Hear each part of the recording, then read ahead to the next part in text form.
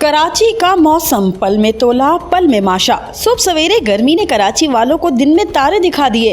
Outdoor काम करने वाले लोग बेहाल नजर आए, मगर दोपहर के बाद एकदम शहर को बादलों ने अपनी लपेट में ले लिया। कराची में गुलशन हदीद, गुलशन इकबाल, PCHS, सुरजानी टाउन समेत शहर के मुतादिद इलाकों में छम छम पानी बरसा। बारिश बरसी और ऐसी बरसी के शहर के मुतादिद इलाकों में सड़कों पर पानी जमा हो गया। बारिश के बायस मौसम तो अच्छा हो गया, मगर बाज़ लोगों को ट्रांसपोर्ट के मसले ने आ घेरा।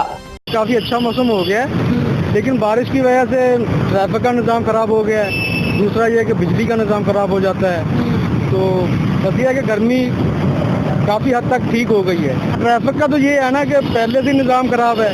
सीधी बात तो ये है, क्योंकि अच्छी गाड़ियाँ चलनी चाहिए। कराची में ट्रैफिक का निज़ाम जो है ना बहुत ख़राब है। गाड़ियाँ नहीं है, बहुत तकरीबन 30 साल पुरानी गाड़ियाँ चल रही हैं, अभी तक भी वही चल रही हैं। सिर्फ गाड़ियों का सिंध गवर्नमेंट को चाहिए अच्छी गाड़ियाँ चला रहे हैं। महकमा मौसमियात ने आइंदा 24 घंटों के दौरान मजीद बारिश की पेशगोई की है। आदिया नाज, न्यूज़ अलर्ट, कराची।